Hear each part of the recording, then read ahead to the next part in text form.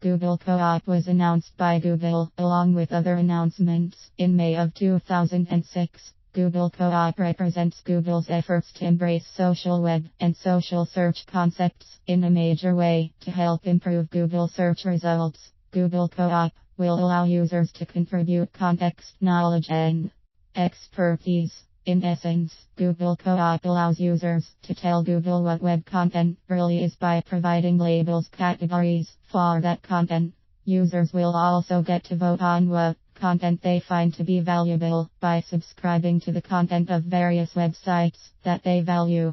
An additional benefit to end users is that Google Co-op allows them, through their subscriptions, to alter their own Google search results so that the provided information better meets their needs. It further helps end users to filter out spam content or content of little or marginal value. Google Co-op is currently in beta test. As with any new service that is being beta tested, there are still some things being worked out. The documentation is somewhat limited and lacking, making it a little difficult to understand and implement Google Co-op.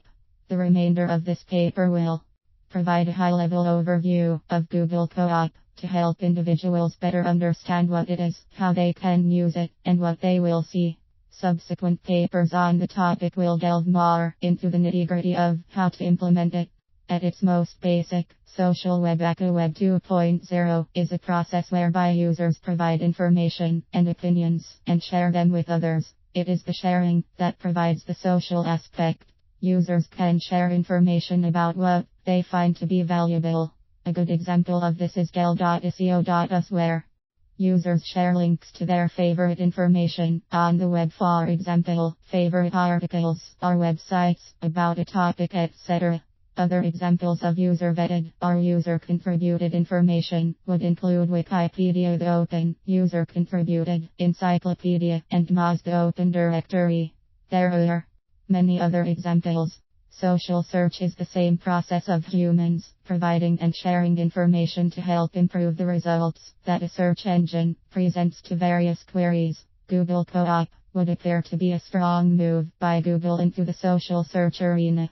Google Co-op components. Google Co-op consists of two things: topics, subscribed links. Topics. Topics is simply Google's way of saying area of interest. Topics allow users a way to provide labels or tags or categories for information on the web. A user does this by associating a URL with a label, for example, www.citytowninfo.com might get the label destination_guide. These labels simply tell Google what a particular URL is all about. Users may use labels for topics that Google already has under development, which include health destination guides, autos, computer & video games, photo & video equipment, and stereo & home theater. Users may also develop labels for their own topics. For example, if a user has an interest in wine, they may develop labels for the topic wine, which may include wine_regions, wine_types, etc.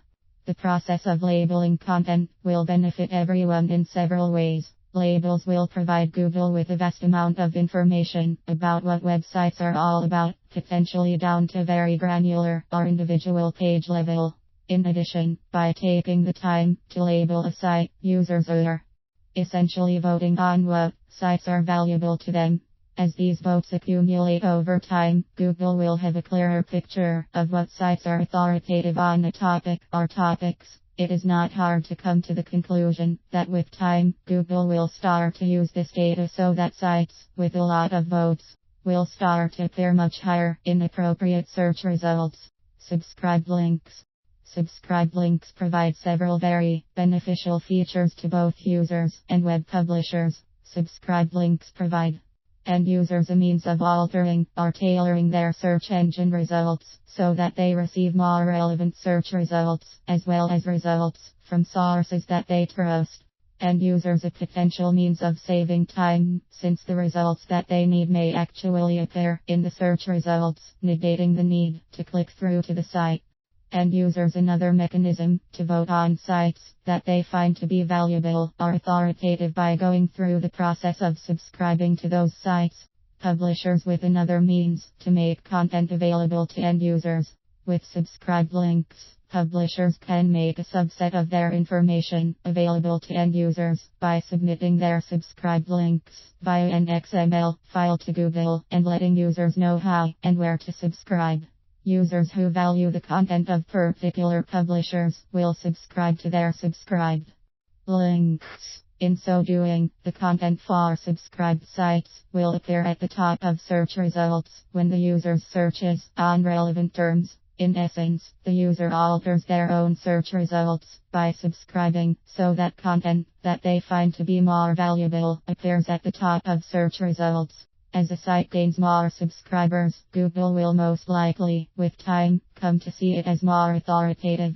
As has already been mentioned earlier in this article, it is not hard to jump to the conclusion that such a site will appear higher up in Google search results for relevant search terms over time. Google Co-op will improve the content that users see. The whole process of labeling and subscribing has the added benefit of being self-vetting. This means that spam sites, advertising sites, and sites that provide marginal or useless content will be pushed down in search results. Social web dynamics in action means that users simply will not bother to label or subscribe to poor quality sites in high enough volumes for them to be seen as authoritative and useful. The end result for all should be better and more useful search results. What users will see. At this point you may be wondering how users actually see Google Co-op search results. Google Co-op content appears to the end user in one or more of three ways. As refined results.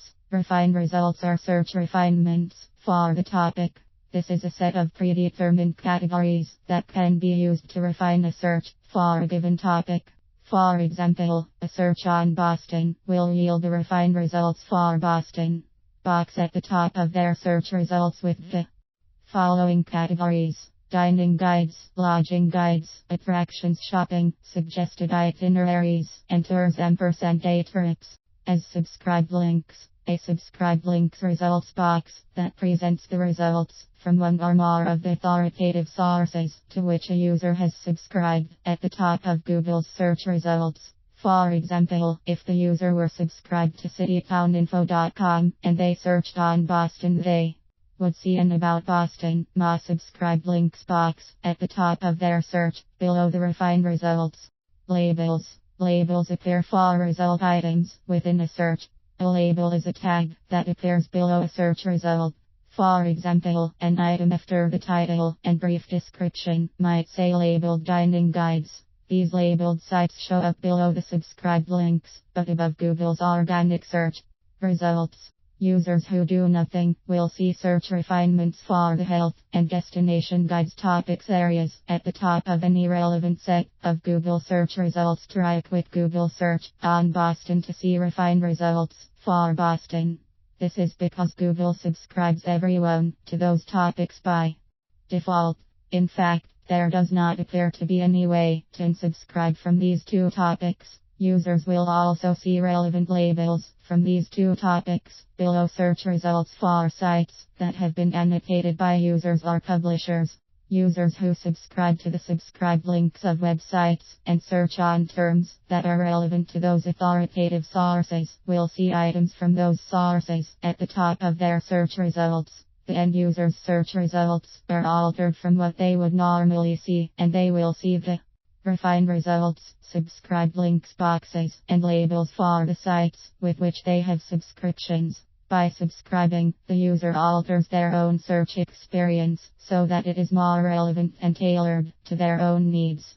To see this in action, go to Google's directory and subscribe to one or more of the listed subscribed links, or try subscribing to citytowninfo.com's subscribed link. If you subscribe to citytowninfo.com, a quick search on Boston yields both the refined results from Google as well as a subscribed links about Boston, Ma box from citytowninfo.com. Conclusion. While still in its infancy and going through the growing pains that are normal for services that are in beta test, Google Co-op clearly has a lot of promise to enable Google to provide much more powerful and relevant search results to users, as the volume of labels and subscribed links grows as well as user votes. By going through the process of labeling sites and subscribing to sites, Google Co-op will become a very powerful and important force impacting both how people go about searching as well as what search results actually appear.